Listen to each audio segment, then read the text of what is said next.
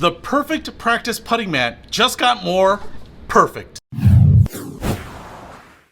What's happening, Panda Nation? Peter Von Panda here. So I'm up here in my living room because this is where we are going to set up this bad boy because I'm going to use it all the time. As you can see, DJ himself uses one, and one of the best players in the world. So if it works for him, it's definitely going to work for me. The version 5, that is the key here. Standard edition, almost 10 feet. But the version 5 here is perfection on perfection. I thought the perfect practice putting mat was the perfect mat for practicing putting. But they have gone ahead and perfected the perfect practice putting mat by doing some stuff here, including advanced lay flat technology. So you may have had a problem where maybe this edge right here kind of curls up a little bit, especially if you've rolled this up to put it away for storage. Then you might have said, hey, I wish that laid flat right there. But now what they've done here is they have figured out how to make sure that that is perfectly flat so that you get a nice flat surface, no kind of waves, no edges sticking up, creating ripples, whatever. And they have preserved the feel and the roll of the ball on the mat to create the perfect imitation for an actual green. So let's go ahead and get this box unboxed and get this mat set up and try it out. So just open this up. Perfect Practice is really the Apple of putting practice mats. I have tried a bunch in the past. There's certainly more affordable ones, but in terms of look, feel, and quality, Perfect Practice is second to none. All right, here it is out of the box, and I can tell you, it's pretty straightforward to put together. The green that's printed on the mat itself is a much tighter, kind of more realistic looking green material. So we have some lines here that's going to help you align, but then I also love the fact that we have the distance markings on the side here. And that's actually really important because when I practice, I try to figure out how far I am pulling back the putter head and how much distance that means in the putt itself. So usually if I pull the putter head back 2 inches, that means the putt is going to roll 4 feet. If I pull it back 6 inches, it's going to roll 12 feet, that kind of thing. And so that's why these distances are super important, because I really love practicing that 5-foot putt to really figure out exactly what the lie has to be. Now, before we get to the back end here, I want to show you up here. So we have this little piece. This is going to be the very end. You can see we have a little stop here. So when the ball rolls all the way back, they will collect in this little trough right there.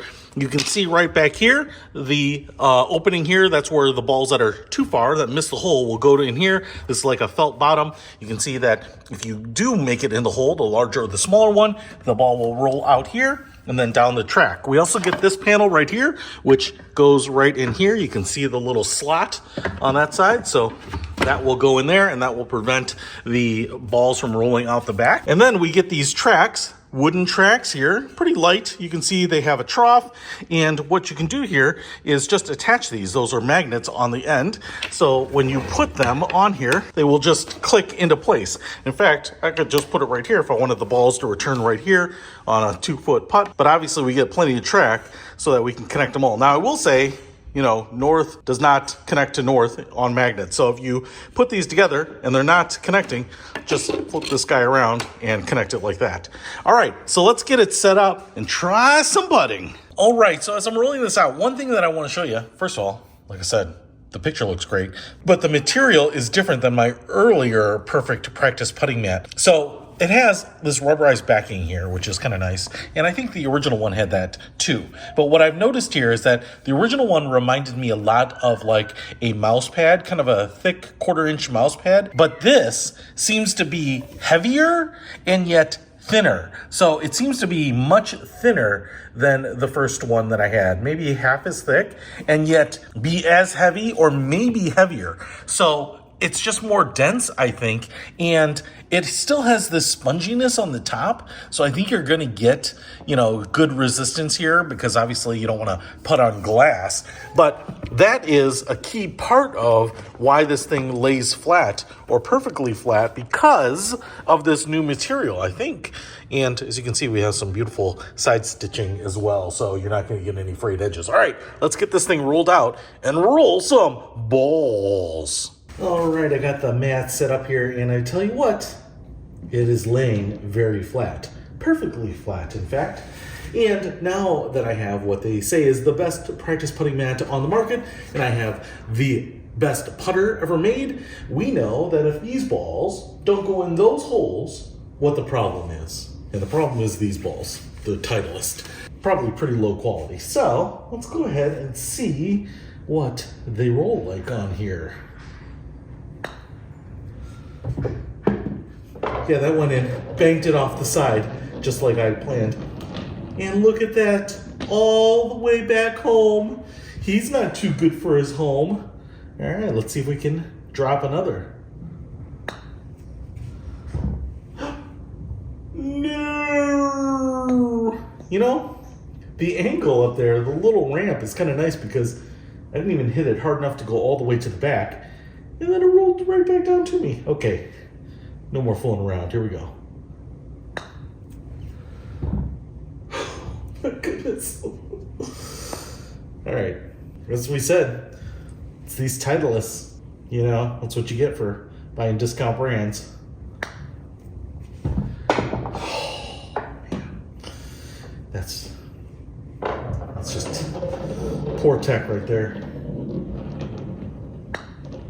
I tell you what, they are rolling super true.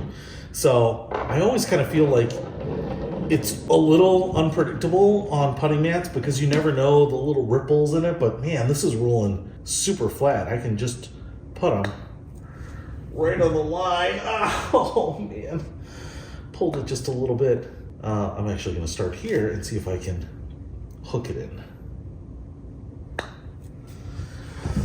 Yeah, I am a golfing god. Look at this. They keep coming right back to me, and the return is very quick. So I've only got 3 balls. I don't have like a dozen balls lined up here. Let's see if we can go for the little hole.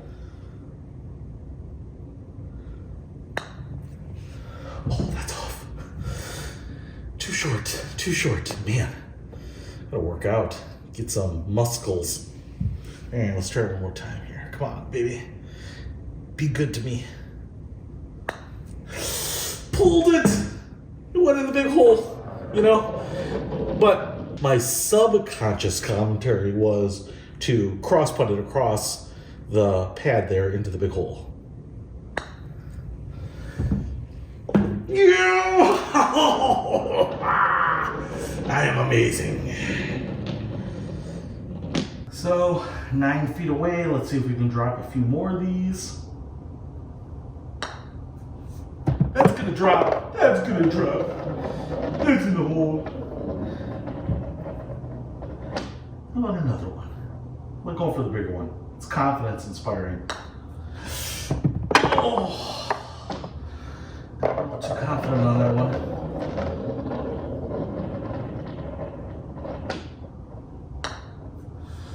Yeah, that's what I'm talking about. That's what I'm talking about. No. All right, let me go for the little one. I'm gonna cross the pad here.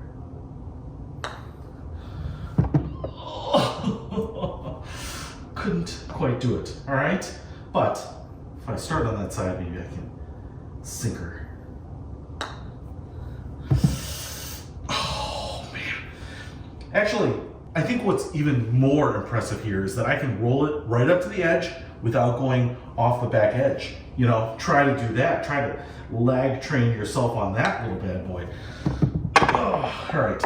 What I also like here, I'm actually not going to go for the hole, but as you can see, the ball's right here, basically 9 feet, 8 feet, 7 feet, 6 feet, 5, 4, 3, 2, 1. So if I wanted to try to work on my lag, say stop the ball right here, like this were a, 6 or 7 foot putt, and just try to stop it right here on the 2, I could do that and figure out what it takes to dial in those short putts. Be interested to measure the old stimp on this guy. But you could certainly practice lagging the ball here, because I think a lot of us really need to work on that short game. 5 foot, 6 foot putts and in. And so I really love the idea of being able to practice that without trying to drop 5 footers into the hole, which I'm gonna do right here just to prove to you that I got it. That's the balls.